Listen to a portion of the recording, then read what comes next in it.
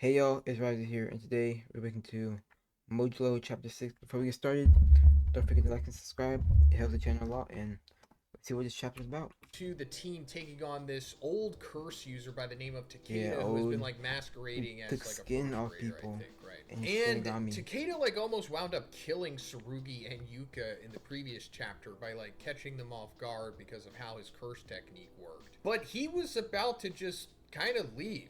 Like he wasn't going to finish them off. He decided, oh, we had enough. I'm just going to bounce And out of just here. dipping Until after that, boom, Maru, done. who Yep, was still Maru got his unconscious at this eye, point because Takeda had did his something third to eye. make him that way.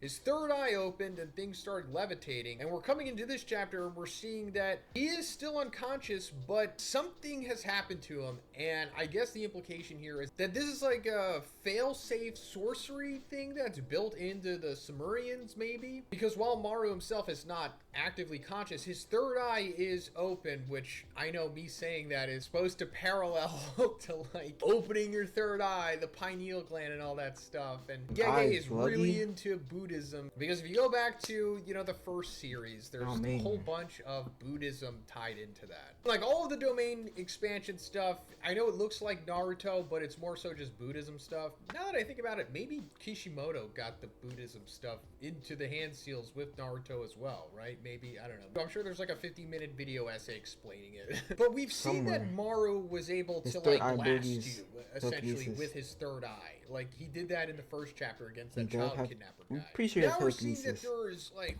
way more to it, or just way more to the Sumerian abilities. And speaking of Naruto, it seems like he's doing something of like a genjutsu kind of to Takeda here, because he like The looks inspiration at from him and Naruto. then something like happens and Takeda like starts going crazy. He's like, is he trying to trigger a state of mental confusion? And then like he stabs himself in the hand to like Oh, get out of it, which is what Naruto characters do to get out of genjutsus. And he's like, I can't maintain my guardian spirit. So whatever Maru did was, I guess, I to think he's talking about his nullify the Shinigami, maternal wraith's the guardian fury, the spirit. Shikigami thing. Then he like throws a rock at him, but like mid trajectory, he's able to like make a curve and then hit him, which further goes into Maru's like telekinesis abilities that he has. Exactly. Then just going further, he's just About to mopping drop the kick him? floor with Oh Takeda my here. And gosh, it bro. comes The to this third point eye. where we're seeing his brother Cross. Cross is just instantly there, just watching the fight, because we found out that Cross and Maru are like linked. So if something happens to Maru, or if he uses his abilities or whatever,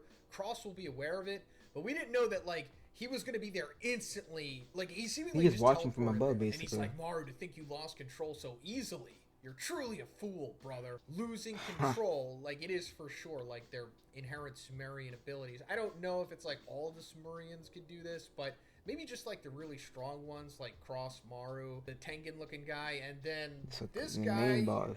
whose name is Deborah. Because going Oh, further, Cross says, we however, finally this got a might be a name. good opportunity to have the Earthlings make the first move after this. And once war breaks out, we have The bird. Deborah on our side. So now we know this guy's name. He's like the king of the Sumerians, and he is kind of hinted at being just as strong as Sukuna, if not even Oh, stronger than I him. I think, mean, just look at this guy. yo. We talked about Another him Sukuna before. fight? Yes, he Sukuna has versus no everybody? feats yet. I think he's only said one thing, and we've only seen him in like 3, maybe 4 panels at the most in the series so far. But he's probably stronger than King of Sukuna, at Submarines. minimum just as strong as him, because he kind of has to be. If you're going to make a sequel series to Jujutsu Kaisen, you can't have like the final boss be weaker than the final boss of the previous Yeah, series. you gotta You know make what I it on mean? par Also, or he's a stronger. freaking alien, and we're seeing what Maru is capable of with his Sumerian abilities. So this guy, whose third eye looks even crazier than Maru's, can probably just do whatever he wants, essentially. We just have aura farming. We don't even have hype moments yet on him. Gege is just farming that aura, and it's definitely working. And once again, a war breaking out It's is being bad. hinted at here.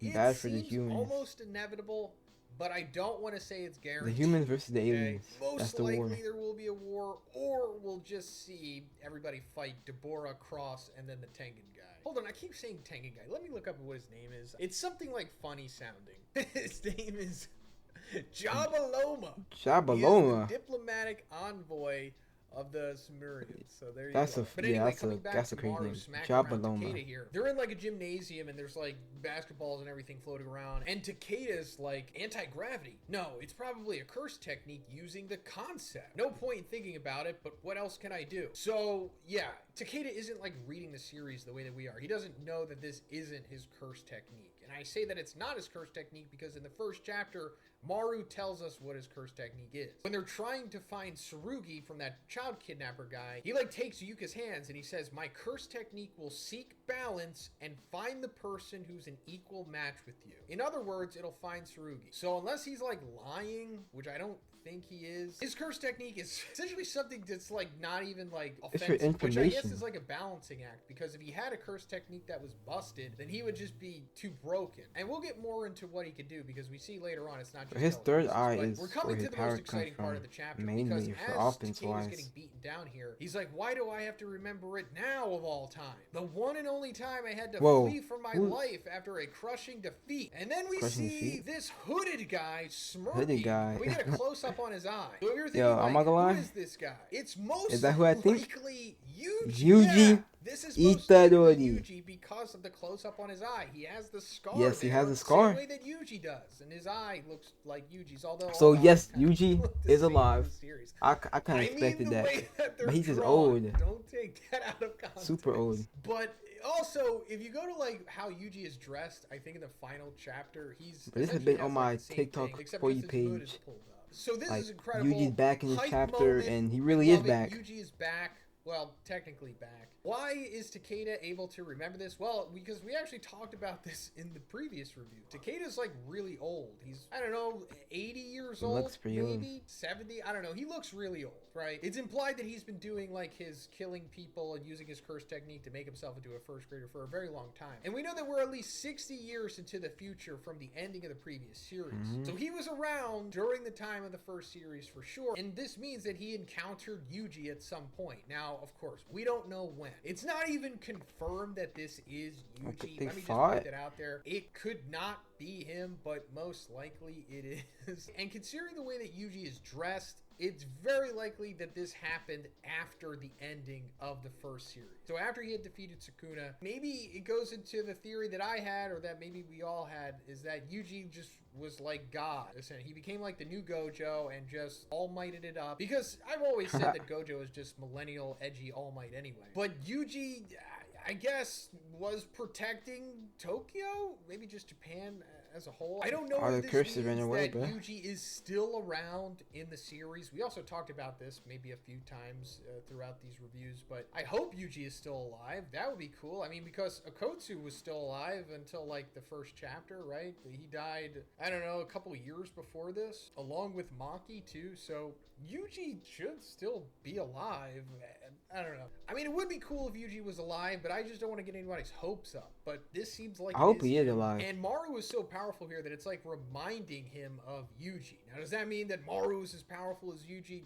No, I'm sure Yuji is way more powerful than Maru. I'm sure Yuji is strong enough to maybe defeat Deborah, at least prime Yuji. I'm just guessing. We don't know anything. But anyway, going further, Maru Yuji helping in the final war Takeda until he eventually like, punches him PTSD into a from swimming Sukuna for pool, sure. and we see that he can alter the temperature of the water. He makes it hot at first, and then Takeda like jumps out of there.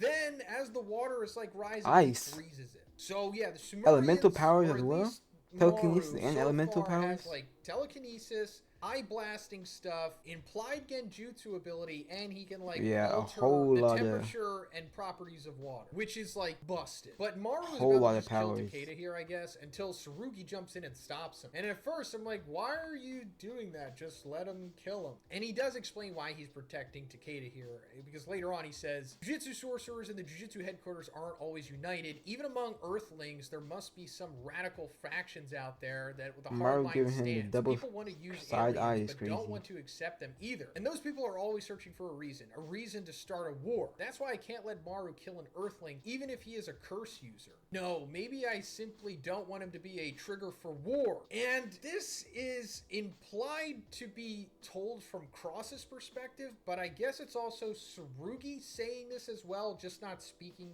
as if he was an alien, you know, with the Earthling stuff, because it mirrors the sentiment. I don't want him to be a trigger for war. You know, Maru, wake up. So take that for how you will. And Tsurugi's trying to wake up Maru here, and he's like, we're gonna be neighbors, remember? It goes back to, I think, 2 chapters ago, when they're like talking to Takeda when they still think that he's like a kid, and they're explaining the concept of neighbors to him. But Cross steps in after seeing Cross Tsurugi pulled like up. selflessly trying to stop, you know, Maru here, and he's like trying to be neighbors with him, and he's like, all right. And he hits like the sleep mode button on Maru, and both Maru and Tsurugi fall. And Cross looks over to Tsurugi in the final panels of the chapter, and he's like, darn it, what am I doing? It's like, okay, Cross is starting to turn babyface now. I think we kind of saw that coming the way that Maru was talking Oh, so about Cross and is having the some last regrets couple doing that? chapters. So there is going to be probably an interesting dynamic going forward with Cross being conflicted, where he will eventually see things the way that Maru does, but Deborah probably not going to turn face. I want to see more He's from probably going Deborah. to be heel How forever OP until he is, they bro. kill I want to see more of at the end him. of the series, maybe. That's for sure. And then Jabaloma looks straight heelish, so I don't think he's going to turn face either. But let me know what you think about this chapter in the comments, guys. If you like the video, please give it a Hey, if you enjoyed the video, don't forget to like and subscribe. I'm going to see you on the next one. Peace.